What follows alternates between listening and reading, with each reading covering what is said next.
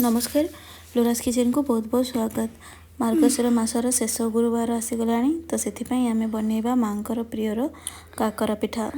आज क्षीर काकरा पिठा बनई तो यापाई देखु प्रथम एमती गोटे गहरिया जगह को नहीं जावा से प्रथम मुझे देदेची गोटे कप्र सुजी मुझे गोटे मेजरिंग कप नहीं आउ नहीं जाइए हाफ कप्र मैदा तापर आपको भल भाव मिक्स करना सुजी आ मैदा को भल पूरा मिक्स करना तापर आम ए गोटे कड़ाई को गरम करवा से आम दे दूची 2 कप्र क्षीर। यहाँ सीझा क्षीर अच्छे जहाँकि रूम टेम्परेचर थी आपन कंचा क्षीर दे पारे। आउ ए मुझे देखो गोटे कप पानी आउ देखो हाफ कप्र टिके कम अच्छे पानी तो सब एमती गोटे ही मेजरिंग कप ने देखो मुझे पछ थर जो पानी नहीं से ही नहीं जी मो आंगुठी देखली। एबे आम से स्वाद अनुसार लुण को देवा आउ 8 ରୁ 10 चामच चीनी आड करदे कहीं जंतुणा टिके मीठा हेले पिठाटा भल लगे। आउ मो पूराटा पूर्व प्रस्तुत कर रखी थी। एबे गोटे तेजपत्र आउ टिके घी को गरम करके रखी आड कर दूची। घीटा देले कौन हम ना आमर जंतुणा तलू भल छाड़ी आसो। तो ये आम हाई फ्लेम रे पूरा फुटापी छाड़ीदे आप देखिपे फुटिया स्टार्ट हो गला। एबे गैस फ्लेम को लो टू मीडियम रे रखिकी आम आपको आड करवा आउ कंटिन्यूअसली गोटे हाथ रे आड करवा आ गोटे हाथ रे ताको चलेउ नौथुवा जहाँफल कि किसी भी लम्स पड़ोनी।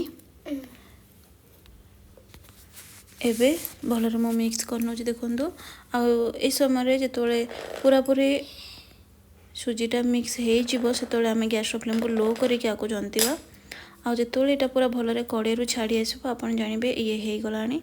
एबे देखो पूरा भलरे छाड़ी आसूँ। एबे गैस फ्लेम को ऑफ करके ताको मो 5 मिनट जाके एमती घोड़े रखी दूसरी से आउ सीझीज बोले 5 मिनट पर ताको गोटे प्लेट को मुझे काढ़ी नहीं ताको आउ टिके आम अल्प ठंडा हाँपाई देवा। देखो ये गरम अच्छी किंतु ताको आम टच करवा बेसी गरम ना। एबे गोटे तेल हाथ होगी आपको पूरा चकटी नौ देखो गोटे डोर जमी आम अटा चकटती सेमती गोटे डोटे ये आम कर एमती कले कौन हम ना पिठाटा स्वाद लगे गढ़िया को भी सुविधा हम। ये प्रोसेस टी आप निश्चय करूँ। एबे हाथ तेल हाथ हो आउ टिके आम डो को नहीं जावा जो जी आम जी बड़र पिठा करवा से अनुसार आपण डोटा छोट कि बड़ नहीं पारे। मुझे सैज डो नहीं देखो आबे आम काकरा पिठार सेप देवा मुझे आंगुठी प्रेस करके मिडिल को करुँची आपड़ सेमती करेंगे। आको टी पतला करके कले कौन हम ना से बड़ आकार हम आउ पुरटा तो मो पूर्व प्रस्तुत करके नहीं आम से पुर को देदेवा पुर टी अधिक देवा ताकि तार स्वादटा बढ़ीज। भिडियोटा बेसी लंबा हो बोले मो पूरा भिडियोटी देखनी गोटे छोट वीडियो पूरा केवल करनी जोटा को पछरे निश्चय देदेवी। एबे आम पिठाटा को एमती भाव में फोल्ड करवा बा ताको कवर करना तो जो जी पूरा बाहरी आसपर को ताको आप प्रेस करके तल को देदेवे तापर जो ऊपर जी एक्स्ट्रा जंतुणी अच्छी ताको आप बाहर करने। एबे आम ताको काकरा पिठा पर बन ने मु आ गोटे आपन को पिठा करके देखी। हाँ काकरा पिठा आपड़ एमती थे बनातु आपन को केमती लगुच मत कमेंट करके जनातु। मु तो एमती ही पिठा करके गुरुवार दिन भोग लगेबी तो आज से आपको मु शेयर कर देछि आउ थे बनैबी गुरुवार।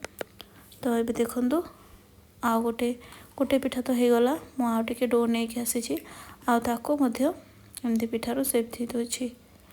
जदि आप अधिक मात्रा बनाऊँच ताले 2-3 जन मिसिक कले ये बहुत शीघ्र हो।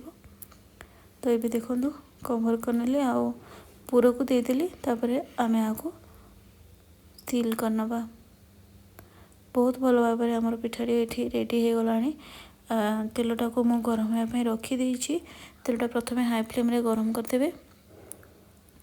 सब पिठा को मुझे भाव में प्रस्तुत माने तैयारी करनी। तेलटा तो गरम हो गला आ तेलटा को तेल पूरा भलरे गरम है आम पिठा को देवा आ पिठा को दे सारा पर तेल गैस फ्लेम को आम पूरा लो टू मीडियम रे रखिबा जहाँफल कि पिठाटी आमर भल भाव में छाणी हे जेहेतु यहाँ क्षीर तो से बहुत शीघ्र तले लगे। तो ये देखो आप गोटे पट हो गला परे आपण अन्य पट टिके नेउटे देबे आ बारंबार नेउटेबेनी बा सांग सांग ताको डंकी मारिबेनी नाइ तो कौन हम ना से फाटी जबार चान्स थाए। तो उभय पटर कलर जो चेंज हो आसो पूरा प्रॉपर्ली गोल्डन ब्राउन कलर हो आसो से जानवे जे आमर पिठाटी हो जाइए बोली। तो देखो एमती ही पिठा को बनइबे। जदि आपको मोर भिडियोटी भल लगे ताहले लाइक कमेंट और मो चैनल को प्लीज़ सब्सक्राइब करने। वो एमती 3 ରୁ 4 थर ने उठे उभय पट को भल छाणी नहीं। एबे ये उभय पट कलर चेंज हो आसला प्रॉपर्ली ताको आम गोटे जाली को ट्रांसफर करना ताकि किसी एक्स्ट्रा तेल पड़ेब। आउ ये प्रोसेस रे बाकी थिया पिठा को छाणी देछि गोटे टिश्यू पर रखीदे आउ एक्स्ट्रा तेल किसी पड़ेब। तो एमती ही प्रस्तुत हो गला पिठाटा। आज एतिक रोचे। नमस्कार, जय जगन्नाथ।